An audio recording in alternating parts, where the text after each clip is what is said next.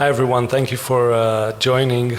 My name is Asaf Benjamin and I have here Moti Tal. We are both from Interactive. Moti is Interactive's CTO based in Tel Aviv, Israel. My name is Asaf and I run business development and I'm based here in our San Mateo office. And we're here to talk about a little bit about mobile advertising and how does it really generate any revenues, those things called apps. So just with a show of hand, how many are developers, app developers here? I saw you. No? Any app developers here? A little bit. The others are either business or anything else? Pretty much. All right. So we'll run a session which is basically focused on mobile advertising and how to generate revenues from your mobile applications. And we'll talk about the challenges, but also about the solutions. And I'll tell you a little bit about Interactive, but Interactive is not the case here, is not the most important thing. The most important thing is to talk about the mobile app monetization arena, which is hectic, crazy, you name it. But let's start with trying to figure out what do the application developers really want. And the answer is really easy. App developers really want to develop apps. They don't want to be focused on anything else but developing their apps. They want to make sure that they generate revenues. They want to make sure that they optimize and maximizing their potential, but they don't really want to deal with them. Now, when we talk about mobile application developers, we talk about, two guys in a garage with a good idea and all the way to Zynga and EA and Pandora and the big guys, big platforms. Most of the time, they all share the same vision. They want to make sure that they have the best apps out there and not necessarily making sure all the time that they're optimizing their potential. They need somebody else to do that for them. And so there's been a lot of hype around mobile advertising and mobile monetization for apps and web in the past 3 years. What we've seen in the past 2 or 3 years is that there are so many players out there, so many overwhelming number of opportunities of third parties, players approaching developers, asking them to just download my SDK and you'll be monetizing like crazy. And we've seen all kinds of numbers running around coming from pretty much anyone in the industry. So there are a few here over on the screen, but let me ask you, numbers are coming out from our system. How many apps are being downloaded per cost, with a cost, and what is the equivalent number or the ratio between those and those who are downloaded for free? Let's say this, for every app that is being downloaded with a cost, how many apps do you think are being downloaded for free today? Any idea? What's the ratio? 1, 2. Sorry? 4 times. Anyone else? 10. Anyone else? 50. So these are formal numbers coming from Gartner. What we see from our network, and we have a pretty vast network, is that on every paid-for application that is being downloaded, we see 300 apps that are being downloaded for free. The question which is, should I go free, should I go with a paid-for business model, is not really the question anymore. Vast majority of the developers that we've been working with, again, the biggest guys and the smallest guys have already understood that basically the money is with the generation of the revenues basically comes with the free applications, and it's a whole huge segment that we can go into. Let's not do that, but that's basically what we see today. Now, if you go free, how do you monetize your mobile apps? Before we start, let me tell you a little bit about Interactive so you get the context of things. Interactive is a cross-platform app exchange monetization platform, which means we are able today to deal with any type of platform, Java, J2ME, iOS, Android, Bada, Symbian, you name it. And we've created an advertising network to start with. We started back in 2007. We started as an ad network. And somewhere in the beginning of 2010, we thought that being an ad network is not going to be an easy job because there's not going to be a lot of ways to differentiate. And that's pretty much the standard, the situation today. Ad networks are, being an ad network today is a bloodbath, and it's very challenging. And we also took we gambled and we thought that free apps are going to be much bigger than paid for apps. And so at the beginning of 2010, we reshifted the entire focus of the company and we started building a very robust app exchange platform, which allows us to integrate today any type of ad network into the exchange, but also any type of monetization solution whatsoever. On one end, that's the demand side, and on the other end, the supply side, we work with developers, some of the biggest, some of the smallest. We are 55 employees today with 5 offices around the world. Traffic that is around 10 billion ad requests a month and keep rising. Our capacity is closer to 40 billion ad requests a month. And we are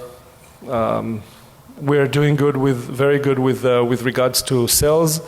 We have been working with some of the tier 1 publishers, EA, Zynga, Digital Chocolate and others, and also with big mobile entities like Nokia, Samsung, Microsoft.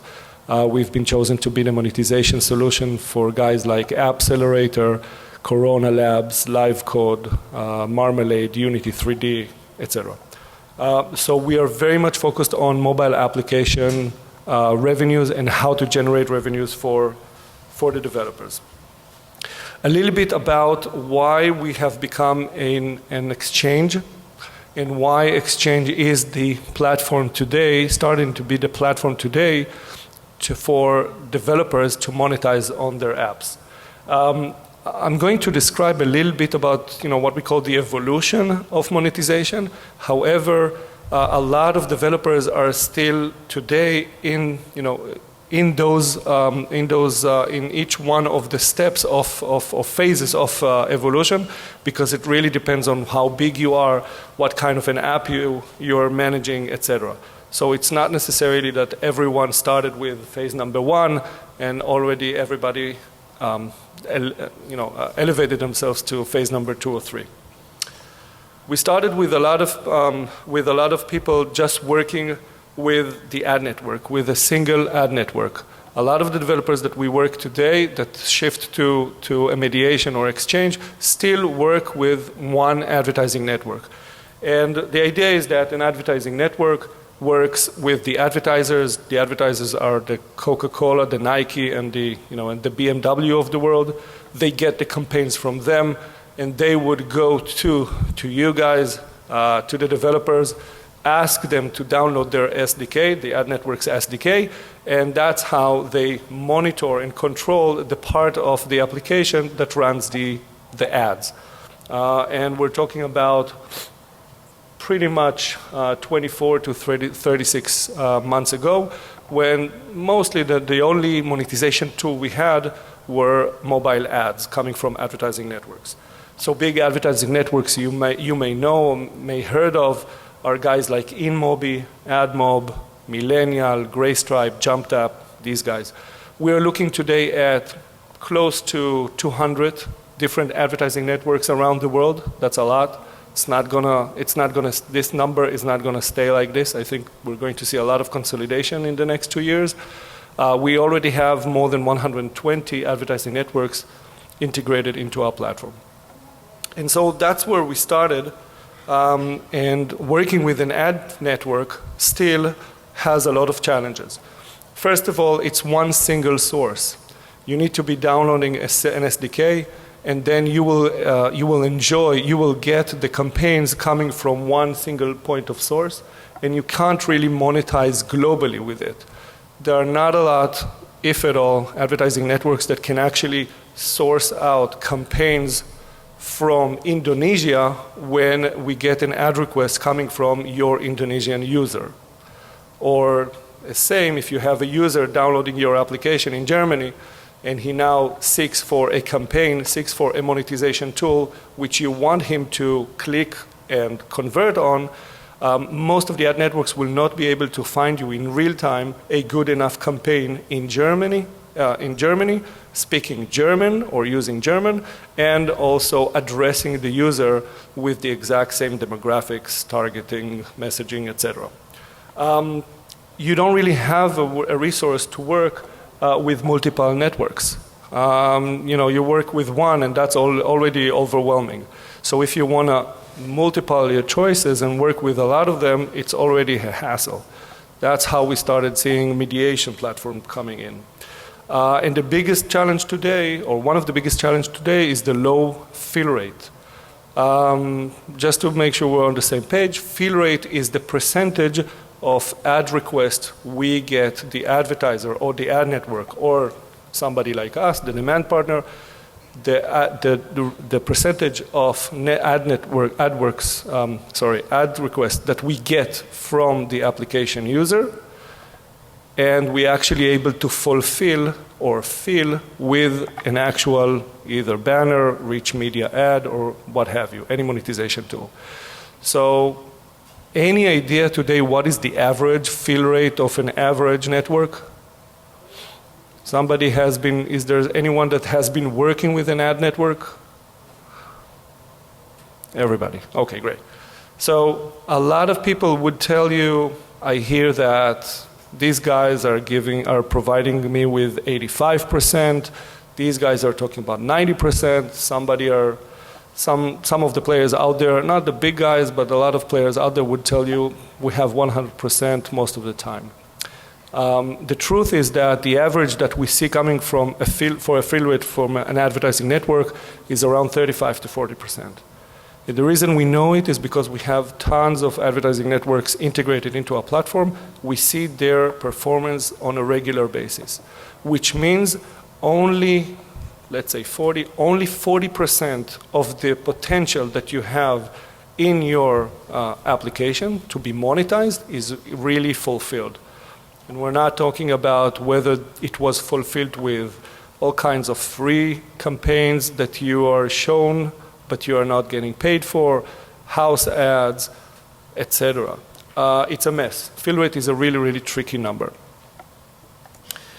So a lot of people understood that they want to be working with a few ad networks to be able to get more fill rate and better deals. However, instead of dealing, me, the developer, instead of dealing directly with multiple ad networks and trying to figure out how to manage the day-to-day with them, you remember, I want to sit on the beach and design my new application. So a lot of people decided that, well, mediation is going to be the next big thing. I'll have somebody in between me and the advertising networks, somebody who is outsourcing the management, the day-to-day of the relationship with the advertising networks. However, and we've seen the mediation layer come in play pretty much 12 to 18 months ago. Guys like AdMarvel, guys like Mopub, great, they're doing a good job and we are integrated into most of them. The offering is challenging. The offering is challenging because as a developer, you still need to manage the day-to-day with the advertising networks. Most of the time you'll have to register and open an account with each one of the advertising networks you want to work with. Most of the time you'll have to deal with invoicing, filtering, something goes wrong, a millennial just released a new SDK, you have to upload it again, embed it, refresh it with your users, it's a mess. With also a lot of challenges with the billing and also a lot of challenge with adding new networks. The mediation, the biggest challenge of a mediation platform is it's not really optimizing on your performance, on your inventory. is just a hub, just a switching board. And so we see a lot of developers. Interactive is coming from the developer side. Half of the company are either current or former application developers. And so the developer once created an app, he starts thinking, well, I need to monetize on that, and I want to look at what we call the display segment. At the moment, so far, we've only just talked about advertising networks. So think banners. Banners may not be the best solution moving forward, but it's still the biggest chunk of monetization of mobile applications today, cross-platform, any platform, on any platform you can think of.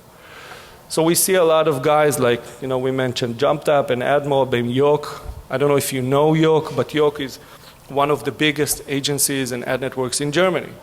And so if you're a developer based here in the US and you're not familiar with these guys, there's no way you're going to really maximize or optimize your offering and inventory in Germany. And again, only 3, but there are pretty much 200 around the world. But on top of that, we now start looking at rich media, because somebody told us a year ago that rich media is going to be huge. And I remember talking to third-party companies with all kinds of great technologies regarding, with regards to rich media. And they were saying to me, eCPM, the average cost per mil, is going to be much, much higher with rich media. We think it's going to show $50 to $60 eCPM. And I was, very happy to hear it, but I always, calmed them down and said, I want to see it create $15.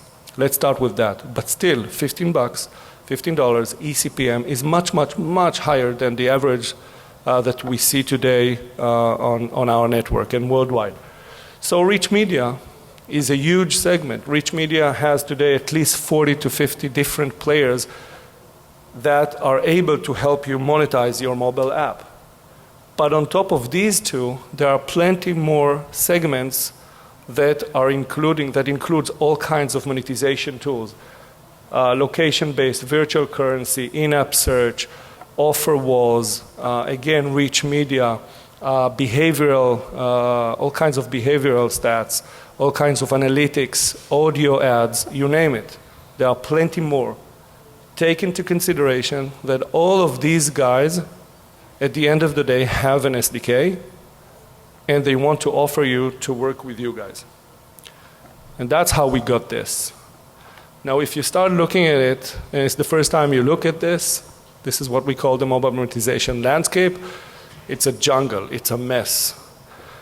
But if you start from the right side, where we wrote advertisers, remember the Nike, the Coca-Cola, the BMWs, and you move to the left towards the publishers, the developers, those who at the end of the day earn the dollars that the advertisers spend, then this starts to make sense. You see the big box, the advertising networks. We just put a few samples there. You see to the higher left, you see the exchanges. Lower than that, you see the mediation platform. And each one of those categories are all names of companies that are what we call a monetization tool. To be a developer trying to work with not everyone here, with 3, it's overwhelming, and it's actually impossible. And they all have a great idea. They all have a solution which is targeting something that you need. But in order to work with these guys, you have to implement each one's SDK and start having a relationship with each one of those. That's a mess.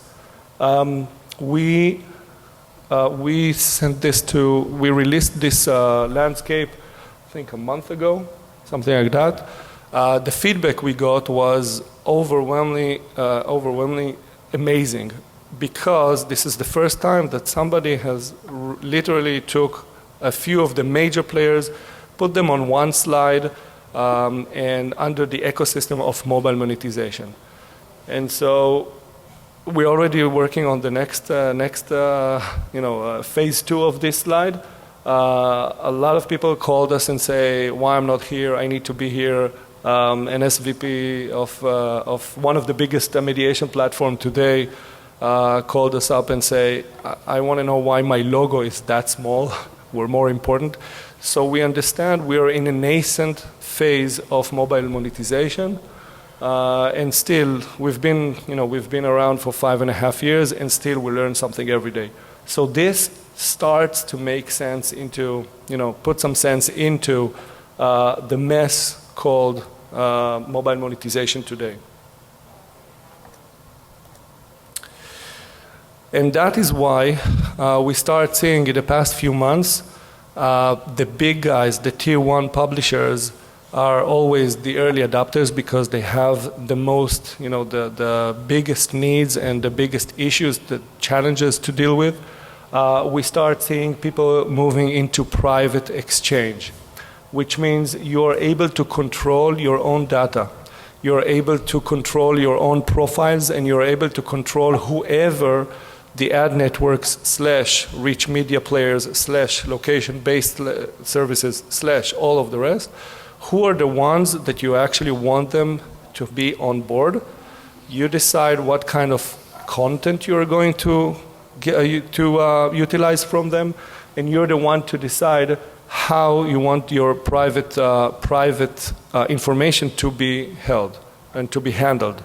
I'll give you an example. In-app purchasing is a huge issue today, is a huge segment today within the in-app monetization segment. A lot of people want to do in-app purchasing, but in order to best target the offering coming from the advertisers, you really need to expose some of your users' profiles and some of your users' data. If I understand that I have a user doing something or behaving in a certain way, and I understand, or my algorithm understands, that this guy needs to be offered with a $500 virtual sword, then I need to make sure this profile gets into the hands of the advertisers. But that's not something I really want to do. I don't want to do that. That is why we came up with a private exchange. We are white labeling our solution to publishers, to big publishers, in order to allow them to use their data, but we are using it with them, and we're not releasing it to the advertising networks. A lot of cool stuff around this, around the private exchange. But basically, the idea is that you own it, we run it. That's the motto of a private ad exchange. I think most of the developers today, mid-size, and also starting to look at the smaller guys, already understand that mediation is a solution, but it's not a good enough solution, and starting thinking about exchange platforms, and that's how we got to this current phase of the evolution of mobile monetization. One more thing about that. We decided long ago that we don't want to compete over price or over a feature. We want to do something which is more of a building block kind of a structure. The private exchange means you can build your own offering and your own exchange based on the partners you want to work with. If you need to add somebody from the audio ad arena or segment, it's there, it's available. If you want to work with these ad networks and not these networks, you go to our dashboard and it's pretty much transparent. You can see exactly who's doing what and how you want to control it. So still a lot of open issues with mobile monetization. Moti is going to talk a little bit about the challenges, drilling into the technology, into the standards. And I'll let him to drill down into that. Feel free with any question. If there's any questions so far, feel free.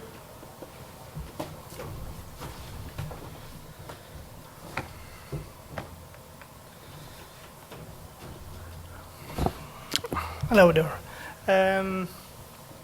So Asaf gave us some kind of evaluate the process, the monetization exchange flow.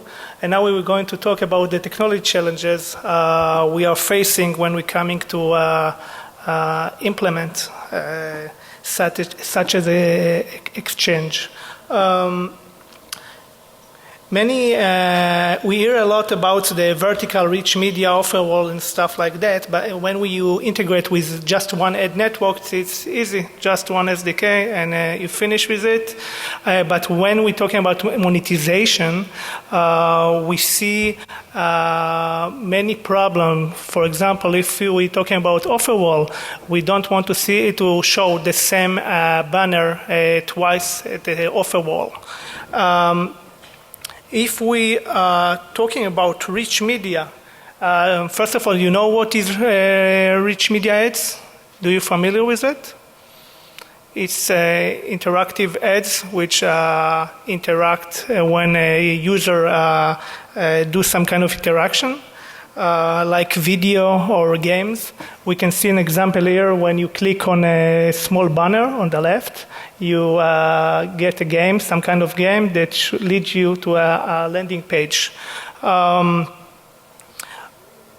are many vendors that create such an ads, and each one of them created some kind of protocol, a proprietary protocol. Do you familiar with any standard? Did you hear something about rich media standards? Nobody?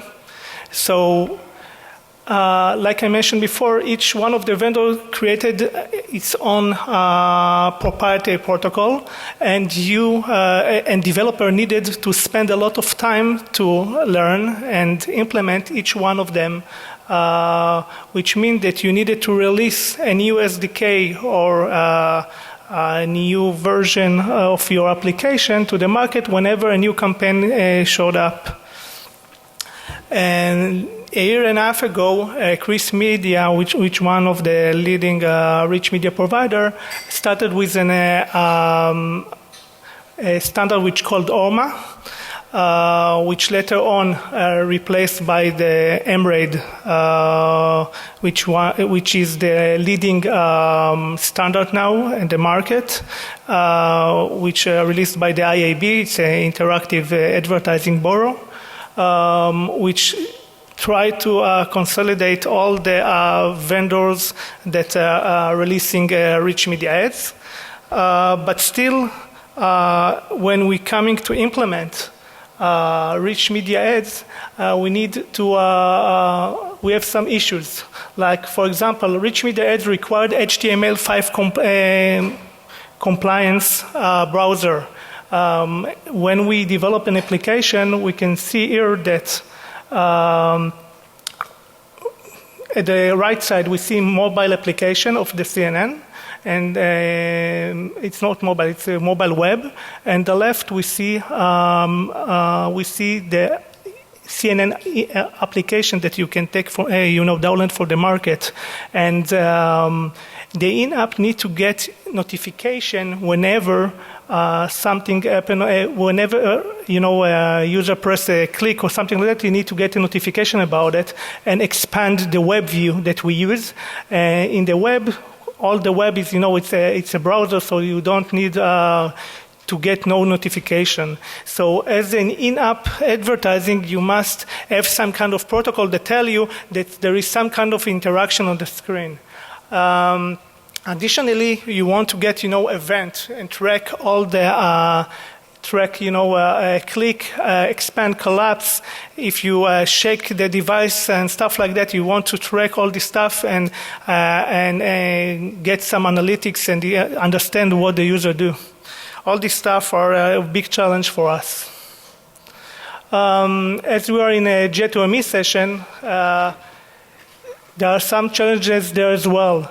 First of all, there's no webview component, which means we can't display rich media ads. Additionally, you have many user experience issue because whenever we open a connection to display an ads, we see a pop-up. network pop-up that ask us if we allow to open a connection, external connection. And the last one is targeting. The most important thing in advertising is targeting. And the problem that we're facing with targeting in J2ME is, first of all, that we can't get the user agent. We can guess the user agent based on the screen size, on other parameters. But only when the user actually press one of the ads, we get the real user agent for the browsers, and we need to audit it. The last one is the IMEI. It's the unique identifier. Ad network required unique identifier for each one of the requests because they need to track the conversion. In J2ME, there's no standard way to get the IMEI, and each one of the vendors required a different API to get it. So those are the challenges that we are facing when we're coming to implement a J2ME SDK. We are working with the Oracle team, J2ME group, which maybe in the next few months we will see a better API for all this stuff. Just to give you an example about J2ME global traffic as we see it, as you can see, it's spread around in mostly Asia and Europe, and no single ad network can provide us with such an coverage. So if we're talking about coverage, let's see what are the challenges with the demand partners. First of all, it's how fast you can add a new demand partner. For example, you just signed a big contract with one of the campaigners, Coca-Cola, for example, and they are serving the ads from ad server that you don't integrated with it yet. So you need to be able to integrate it as fast as possible. When a demand partner one of the main problems is when the demand partner count an impression. When you ask a request, you get a response back. And now you need to understand what is the protocol between you and the network, because sometimes they count the impression as soon as they send a response. Sometimes they are waiting for a tracking pixel. Sometimes they're waiting for a response for a win request. This is lead for a big discrepancy between your application and the ad network. And if the ad networks see a big discrepancy, the eCPM may get lower, and they will see less conversion, and which lead you to get less, not the best campaign that can serve you. Ad restriction. When you're talking just with one ad network, it's easy. You just call your ad network, ask them not to show Nike ads in your application, and that's it. But when you're talking about multiple ad networks, you need some kind of an API which send the request to all of them. There's nothing like that available in the market, and we need to manage stuff like that. Additionally, as we are exchange, we need to find a way to identify each ad coming from each providers and stuff like that. Other stuff that are important are reporting API. Not all the ad networks has reporting API, and as for that, you can't know the yield per head. You can know in advance what is the eCPM, what is the specific CPC or CPM for the ad itself, and you need some kind of algorithm behind it to understand for which one of the ad network you need to reach.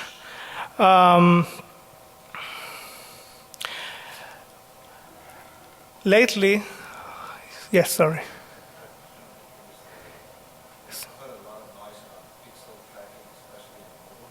Mm-hmm.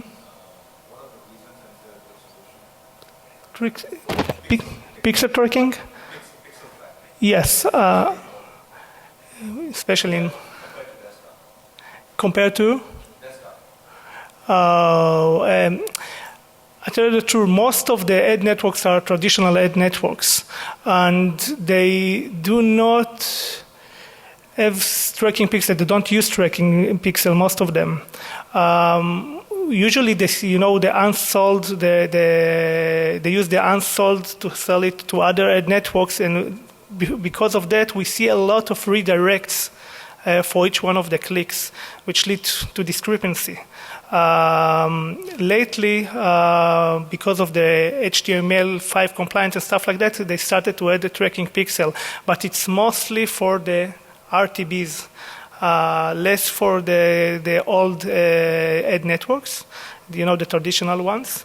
Yes, this is, I don't know the numbers, but mostly it's about redirects and less in tracking pixels. So real-time bidding, do you know what does it mean? You familiar with that? Okay, so understand someone of you support it, know how it's work? Okay, so RTB allow real-time bidding we allow real-time bidding between ad networks in real time. It means that if we get an ad request, we need to understand which one of the ad networks I need to send a request to, get responses with the CPC for each one of the ad requests, and decide according to some criteria which one I want to use, to display the ads to the end user. Today, there is only one standard available, which is called OpenRTB, again, leads by the IAB Bureau. But all the traditional ad networks don't support it yet. It's a small market. We see that the market go to this direction, but it will take time till all of them will move to the RTB. Some of the traditional ad network has some internal protocol which allow us to differentiate between the ad request and the win request. So how can we do an auction when there are RTB ad networks and non-RTB ad networks? This is a big question because traditional ad networks, when we send a request to, we receive the response, and they expect us to present it to the end user. They count it as an impression. And so if we don't display the ad, they eventually they will see a lower eCPM, and like I mentioned before, they will give us less paying campaigns. Which brings us to the solution that Interactive developed, and maybe it can give you some thinking about what you can do with your application. We developed something called Super Auction, which allow RTBs and non-RTBs participate in the same auction. The RTB ad networks, we know according to, we audit all the events from the last few months for each one of the ad requests that we sent to the ad networks, and what was the response, what was the response time, what was the discrepancy, what was the price for each one of them, and we keep aggregating the result using the latest big data technologies, and according to that, we know if we would like to add a traditional ad network to the auction. We first of all send it to all the ad network that use RTB. We get the responses. We calculate the eCPM, and then decide if there are additional traditional network that can get higher result than the one that we got from the RTB, the ad network that participate in the RTB auction. And we decided if we go to the other traditional ad network. We do that with, like I mentioned before, with many big data technologies, but we also developed multi-agent technology, which allows us to go to the markets, get more information about the applications, to better, identify it. Additionally, we scrap we do web scraping for all the ad network consoles and get specific information about ad slot that has been served in our servers, and we get specific eCPM for specific ad for specific country, etc. And because of that, we have all the information in real time, and we can decide which one will be the winning ad response. Yeah, sure.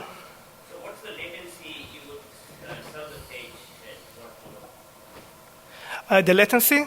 Okay, so according to the spec of the OpenRTB, all the exchanges need to respond within 120 milliseconds.